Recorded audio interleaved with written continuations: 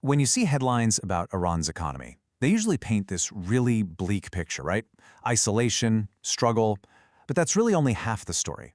So today, we're going to dig into the data to uncover the other side, a fascinating narrative of resilience and adaptation against some incredible odds. And that brings us to the big question we're tackling in this explainer. How does an economy even survive, let alone adapt, after getting hit by a perfect storm of revolution, war, and sanctions for over 40 years? The answer is a pretty amazing story of challenge and transformation. Okay, let's kick things off with a number that's, well, it's pretty staggering.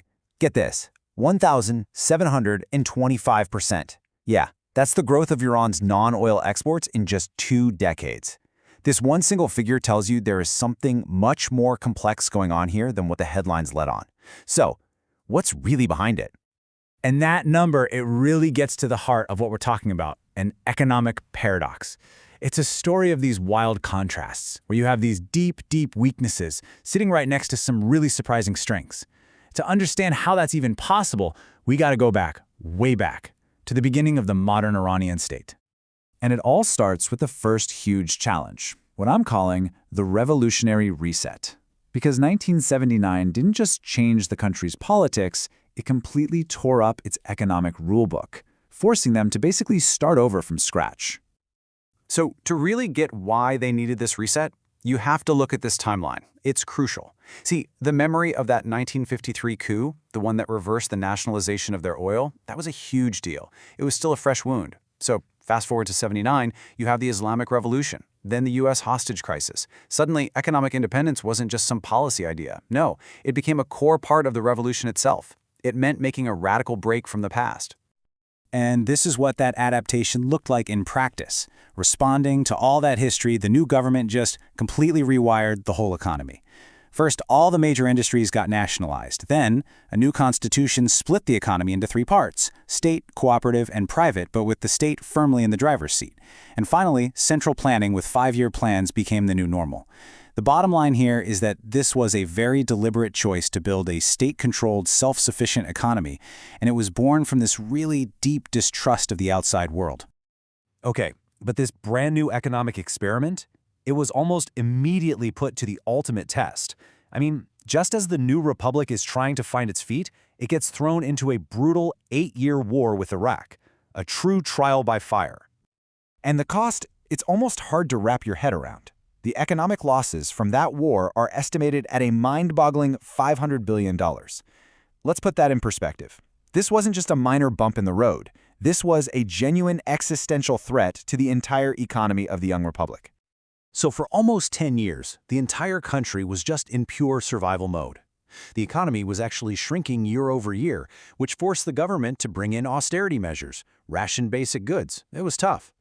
And this period, this crucible of hardship, is what created the whole idea of a resistance economy, a philosophy that honestly still shapes their policy today.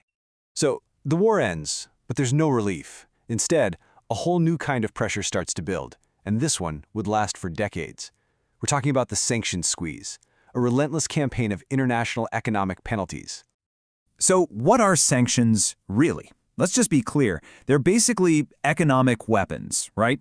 Things like trade restrictions, freezing assets, tools that other countries use to try and force a nation to change its policies. In Iran's case, it was mainly about its nuclear program and its human rights record. And the impact this had on Iran's trade was just massive. Look, for decades, Europe was Iran's go-to trading partner. But as those Western sanctions got tighter and tighter, Iran had to adapt. And it did. It pulled off this huge pivot, turning away from Europe and building much stronger ties with its neighbors and with rising powers in the East, like China. This chart, it shows you that pivot in stark detail. See the blue line? That's the EU.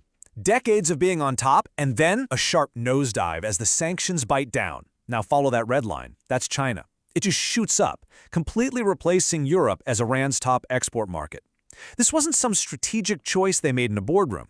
This was about economic survival, pure and simple. And guess what? It's the exact same story when you look at where Iran buys its stuff from, its imports. The EU's role as a supplier just shrinks. And who fills the gap? China and the UAE. This complete rewiring of their entire trade network was one of the most important adaptations Iran had to make just to keep its head above water. Okay, so that's the view from the outside. Revolution, war, sanctions. But what does the economy actually look like from the inside?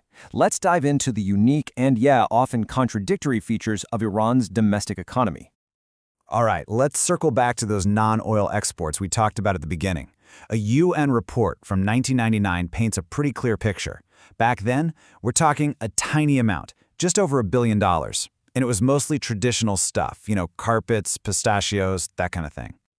Okay, now, let's jump forward just 12 years to 2011. That number, it exploded to $24 billion. This wasn't just a little bit of growth. This was a complete transformation of the economy, moving way, way beyond just selling carpets and dried fruit. So how in the world did that happen? What was behind that incredible growth? Well, the research shows it was kind of a perfect storm of 3 different things happening at once. From the top down, you had government policies actively pushing new sectors. From the outside, sanctions on oil created this powerful need to diversify. And from the bottom up, you had Iranian companies and entrepreneurs innovating like crazy to find new markets. It was this wild mix of pressure and pure ingenuity. But here's the thing. This growth happened despite some major internal problems, which brings us right back to that paradox we mentioned. Corruption, for instance, is a massive challenge. I mean, ranking 130th in the world on the Corruption Perceptions Index, that makes for a really tough, unpredictable environment to do business in. And yet, here's the other side of the coin.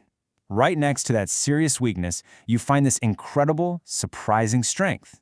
Even with all the chaos, all the turmoil, Iran has the highest life expectancy among its regional neighbors.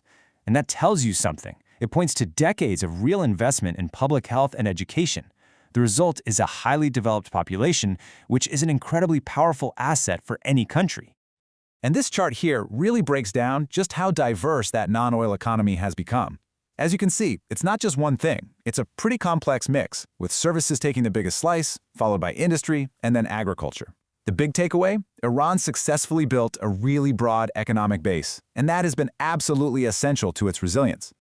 So when you put it all together, the history of these immense challenges, the forced adaptations, these internal contradictions, it brings us to where we are today, with the Iranian economy standing at a really critical crossroads. And this, right here, this is the central tension. It sums it all up. On the one hand, you've got this incredible human potential, a young, super educated population. But on the other hand, they're dealing with an economy that's been crippled by high unemployment and runaway inflation. The country is starving for the investment and technology it needs to unlock all that potential, but it's still largely cut off from the rest of the world. And that leaves us with the big, lingering question, doesn't it? Look, Iran's economy has proven time and time again that it can survive. It knows how to adapt under the most extreme pressure.